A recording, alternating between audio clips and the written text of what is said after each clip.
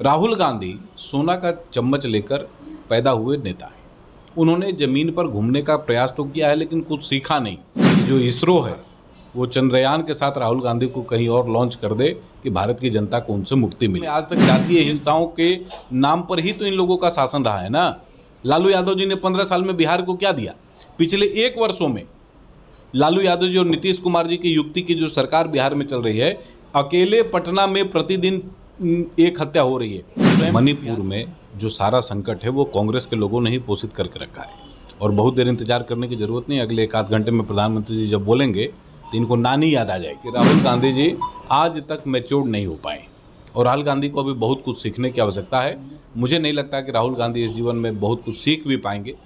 Rahul Gandhi BJP पे काफी आक्रामक दिखे हैं। देखिए, लोकसभा में अविश्वास प्रस्ताव के दौरान राहुल गांधी ने नरेंद्र मोदी और अमित शाह पर हमला किया। उन्होंने साफ तौर से कहा कि नरेंद्र मोदी हत्यारे हैं। मणिपुर में जो हिंसा हुई उसकी हत्या की गई है, भारत माता की हत्या की गई है, देशद्रोही है, यहाँ तक की कह दिया। ऐसे में हमारे साथ बात करने के लिए बीजेपी के प्रदेश प्रवक्ता संतोष पाठक है। क्या कहेंगे? हत्यारा कहा जा रहा है।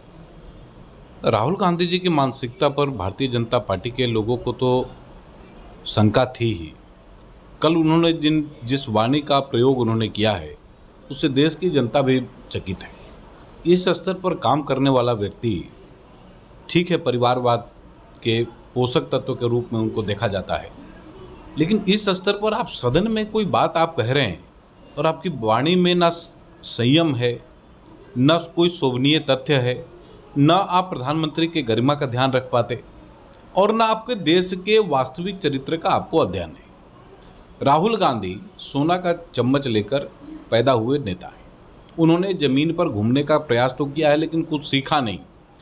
भारत में बहुतेरे लोगों को इस बात को लेकर विश्वास था कि राहुल गांधी अपनी पदयात्रा जब पूरी करेंगे तो कुछ गंभीर हो सकते हैं वो, लेकिन कल जैसा हमारे गृह मंत्री अमित शाह जी ने कहा कि कांग्रेस ने उनको 13 बार लॉन्च किया है। अब तो भारत की जनता मांग कर रही है कि जो इसरो है वो चंद्रयान के साथ राहुल गांधी को कहीं और लॉन्च कर दे कि भारत की जनता को उनसे मुक्ति मिले। इस प्रकार की हास्यास्पद स्थिति को पैदा करने वाला विपक्ष कभी भी भारत में नहीं था और निराशा का भाव कभी कभी सत्ता के बैठे हुए लोगों को लेकर होता है जनता में, लेकिन ये पहला ऐसा समय है जब सत्ता के पक्ष में बैठे हुए लोगों से, नरेंद्र मोदी जी से, हमारी पूरी सरकार से, भारतीय जनता पार्टी से, लोगों में लेकर जिस बात को लेकर बहुत हर्ष है, वैसा ही एक पैरेलल दुख भारत के विपक्ष को लेकर है। ना वो कुछ सैद्धांतिक बात कह पाते हैं, ना वो कुछ तथ्यात्मक विषयों को सामने रख पाते हैं। ऐसी परिस्थिति में जब मुझे ये देखने को, कल उनकी वाणी सुनने को मिला, उनके भाषण को हमने सुना, तब ये विषय एकदम स्पष्ट हो गया कि राहुल गांधी जी आज तक मैच्योर नहीं हो पाए और राहुल गांधी को अभी बहुत कुछ सीखने की आवश्यकता है। मुझे नहीं लगता कि राहुल गांधी इस जीवन में बहुत कुछ सीख भी पाएंगे, लेकिन फिर भी भारतीय जनता पार्टी इस बात की अपेक्षा उनसे नहीं करती कि प्रधानमंत्री के बारे में कुछ इस प्रकार का बोला जाए। देशद्रोही बता है, बोले मणिपुर में हिंसा जो है, मेरी माँ की हत्या होगी। एक मेरी माँ यहाँ है, एक दूसरी मणिपुर में है। एक बात बताएं, मणिपुर में जो सारा संकट है वो कांग्रेस के लोगों ने ही पोषित करके रखा है और बहुत देर इंतजार करने की जरूरत नहीं। अगले 1 आध घंटे में प्रधानमंत्री जी जब बोलेंगे तो इनको नानी याद आ जाएगी। नानी याद आ जाएगी। आज 70 वर्षों में पहली बार देश में पूरा का पूरा नॉर्थ ईस्ट जो है, इस प्रकार से संवेदनशील इलाके भारत के, उनमें इतनी शांति रही है। मणिपुर में पहली बार हाईकोर्ट के निर्णय, परिस्थितिजन्य हिंसा है वो। कल अमित शाह जी ने इस बात को कहा है कि वो हमारी वजहों से ऐसा कुछ हो गया, ऐसी बात नहीं है, परिस्थितिजन्य हिंसा है वो। हाईकोर्ट ने एक निर्णय दिया, 2 कम्युनिटीज़ की आपस में बनती नहीं थी और दोनों को लगा कि वो हमारे अधिकार क्षेत्र में आक्रमण कर सकते हैं, अतिक्रमण कर सकते हैं, इस नाते ये झगड़ा शुरू हुआ। उसमें किसी सरकार की क्या भूमिका है? प्रधानमंत्री अब तक देखने नहीं गए। हम मणिपुर में जाके लौटे हैं, वहाँ पे लोगों से बात की, लेकिन अब तक मिलने तक नहीं। इनके जाने के बाद वहाँ शांति स्थापित हो गई। इनके जाने से क्या हुआ? पिछले 2-3-4 महीने से ये घटनाक्रम लगातार चल रहा है और आप देखेंगे कि लगातार हिंसा में कमी आ रही है। पहले दिन, जिस दिन ये घटना शुरू हुई, उसी दिन 152 लोगों की टोटल मृत्यु हुई है वहाँ पर। 68 तो पहले ही दिन मारे गए थे।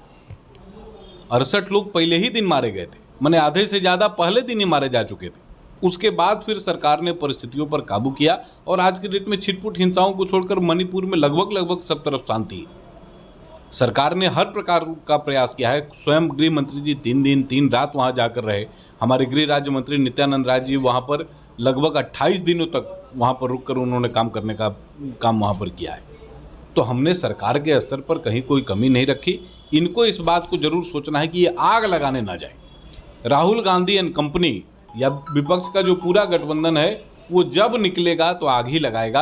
ये आग लगाने के लिए ही इन लोगों को जाना जाता है। भारत में आज तक जातीय हिंसाओं के नाम पर ही तो इन लोगों का शासन रहा है ना। लालू यादव जी ने 15 साल में बिहार को क्या दिया?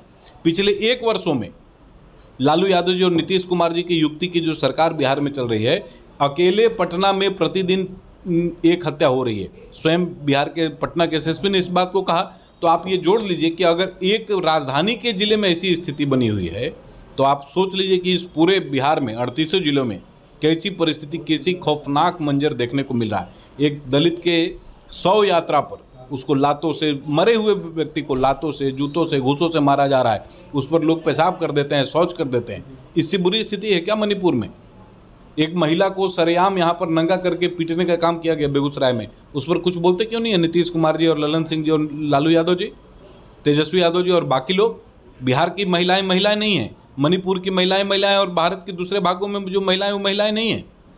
भारतीय जनता पार्टी ने महिला सशक्तिकरण के क्षेत्र में इतने सारे अद्भुत काम किए हैं। अभी उसका देखिए क्या है कि एक टेस्टिंग का बात है। जनता का जो भारतीय जनता पार्टी को लेकर जो विचार है, लोकसभा का चुनाव बहुत निकट है और बहुत समय अब उसमें बचा नहीं है। आपको परिणाम दिख जाएगा। भारतीय जनता पार्टी 350 सीट जीतेगी, एनडीए 400 सीट जीतेगा। तो देखिए हमारे साथ संतोष पाठक जिनका साफ कहना है कि राहुल गांधी अपनी शैली भूल गए हैं। उससे यह स्पष्ट उनकी वाणी से झलकता है कि वो कितने ज़्यादा मैच्योर हैं। किस तरह से सदन में उन्होंने प्रधानमंत्री नरेंद्र मोदी पर सवाल उठाया, इस तरह से अभद्र बातें की, किस तरह से उनके अंदर ज्ञान है, ये साफ समझ में आता है। ऐसे ही तमाम खबरों के लिए बने रहे। धन्यवाद।